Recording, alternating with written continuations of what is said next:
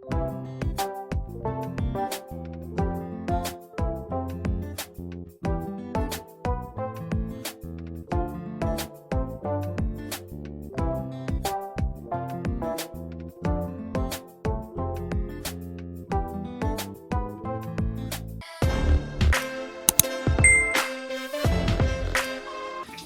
good morning po. Kamusta? Bali ngayon po ay magkape lang tayo dahil 6:30 AM po ngayon at meron tayong installation sa Concepcion Tarlac. So far dalawa po yung Concepcion Tarlac natin ngayon at bukas. Kaya magbabalikan na lang po tayo niyan. Tayo ng team natin. Bukas, house tour po yun plus installation. So ayun po mga ka-viewers, no? Kape lang tayo at update po kayo pag nandun na tayo sa site. So see you later.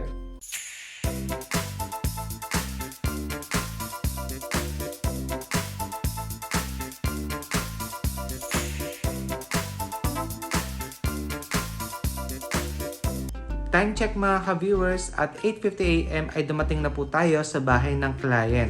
At kung naaalala niyo po, pinakita ko po sa inyo ang ating mga pundar po na mga gamit sa pag-install ng ating kortina at sila po ang buena mano at dito po natin gagamitin. Nagulat nga po ako, in fairness, malakas naman po yung ating driller at malakas pong humigop yung ating vacuum. So yung vacuum po na nabili natin is 3-in-1 na yan, wet and dry and blow na po yan. Guys, tignan nyo naman po yung nirerenta namin scaffolding kaya gusto ko na magpalit. Talagang pang construction tapos walang gulong kaya binubuhat pa pag nililipat siya.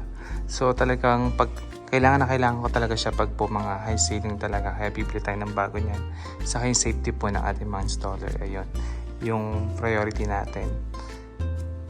So pakita ko lang po sa inyo pa naglalagay kami ng high ceiling, ganyan.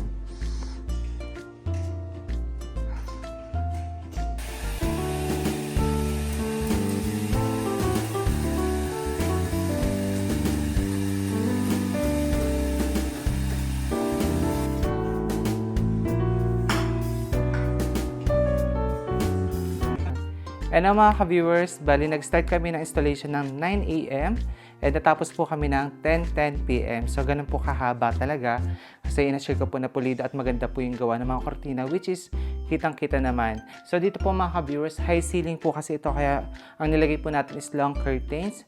And para po sa sukat, ilalagay ko na lang po sa screen para may idea po kayo. Ang kulay po na pinilagay ni client is sand.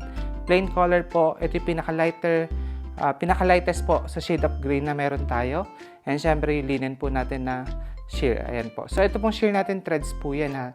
Tapos po mga ka-viewers, ito, the more po na nakahang, the more po tutuwid pa po yung tela niya. Anyway, ito po ulit yung finished product natin sa kanilang living area.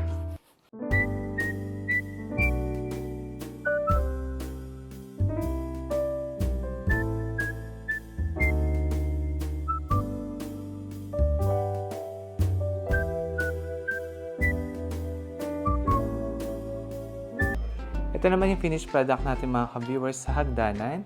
So long curtains po yan. And ito po, kung mapapansin nyo po, nakapalubog yun dito, nakapaangat po yun dito sa kabila.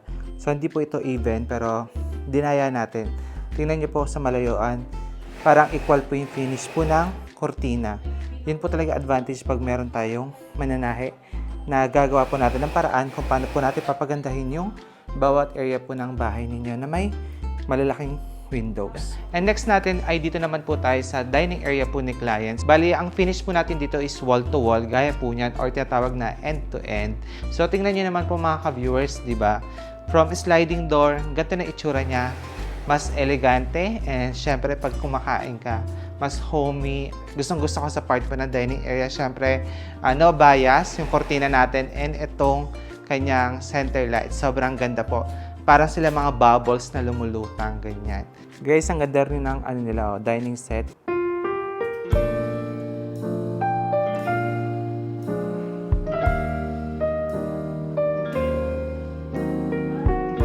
And lastly mga ka-viewers, dito naman po tayo sa family area po ng bahay po ng client. So kung napansin nyo po, dito po is wall to wall.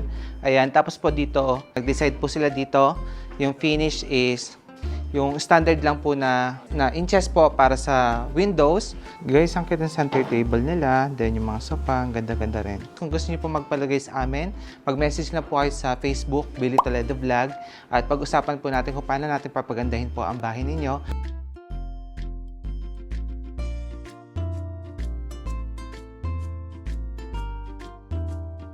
And ngayon po mga ka-viewers, bali nakauwi na po tayo sa bahay.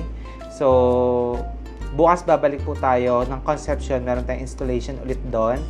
Plus house tour. But babalik po tayo sa bahay na nilagyan natin kasi yung Roman blinds po niya hindi po dumating today, na delay po. No? So talagang hindi naman po perfect ang service namin. But still, gagawin ko po ng paraan na mai-provide po sa target date po ni client yung napag-usapan po namin, which is bukas darating po yung Roman blinds.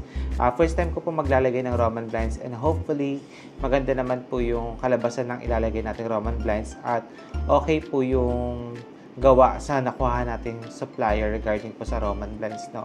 Anyway, ayan, inom tayo ng vitamins para meron po tayong energy for tomorrow. So, pandagdag content lang po talaga to kasi wala na rin akong gagawin pero hindi pa sa kami ng vitamins.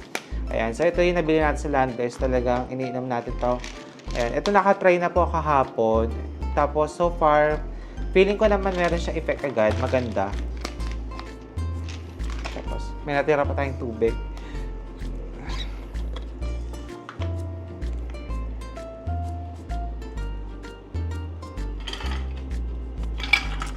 Bumaba, puro yelo.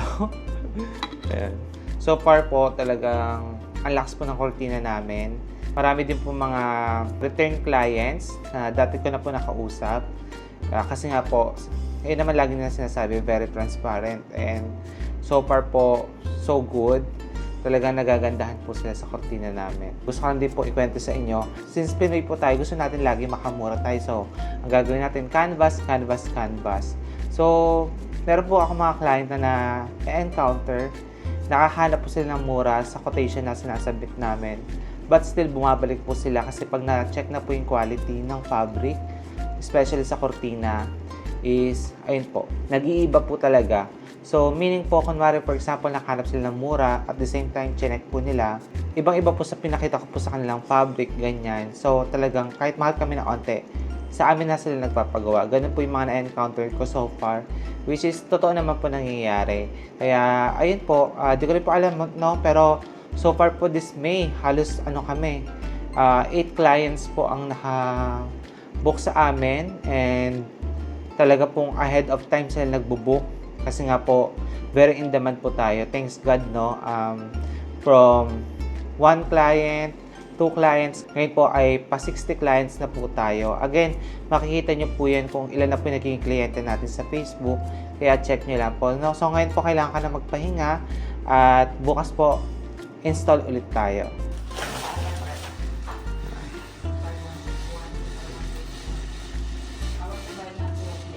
Guys, bali, share ko din sa inyo yung kitchen po ng client kasi napakaganda. So, ipa-flash ko na lang po yung tawag dito sa ganitong klase po ng design ng kitchen. By the way, mga ka-viewers, ito yung kanilang island bar. Ang ganda po ng ilaw. Iba't ibang ng pendant lights po yung nilagay ni client para may accent. Ayan. Then, ito pong kanilang countertop is from Phoenix Stone po yan, Kalakata. And dito naman, meron silang LG na side-by-side door or French door na ito mga ka-viewers. Ayan, tapos yung microwave nila, then built-in oven, mga pull-out drawer. Ang linis, ang sosyal. Then dito meron silang Bosch na stove, then Hamden po na range hood. Ito na yung mga cabinet. Then dito is steel Kalakata po na quartz. And yung backsplash nila is subway tiles po na glossy white. Tapos dito sa sink nila naglagay po tayo ng Roman blinds, which is tinarno po natin sa kulay ng kanilang mga kortina. Light gray po. Ayan. Then, meron din sila pinalagay dito sa client na modern sink. Ayan. Wow.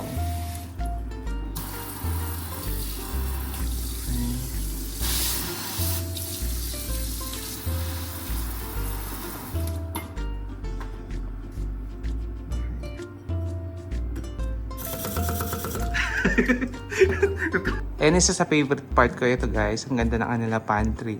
Ang ganda ng door, elegante. So ito talaga yung mga dream kitchen guys na talaga makakuha ka ng idea, social. Tapos dito sa kanilang island bar, meron din cabinet na pinalagay si client.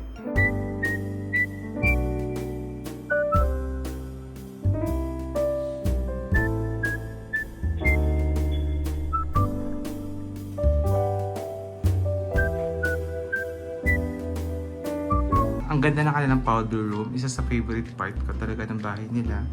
Tingnan nyo po yung mga wall tiles. 60 by 120 po na porcelain yung ginamit. Then meron ditong accent na fluted panels na plain white lang. Then yung kanilang mga pendant lights, wall lights is may touch of gold. And may exhaust fan yung ceiling, plus may cover po yung pinaka-access sa ceiling. Ito. Ayan.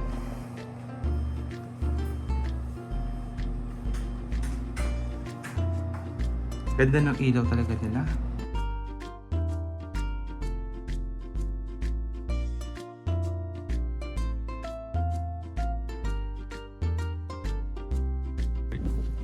Hello mga ka-viewers!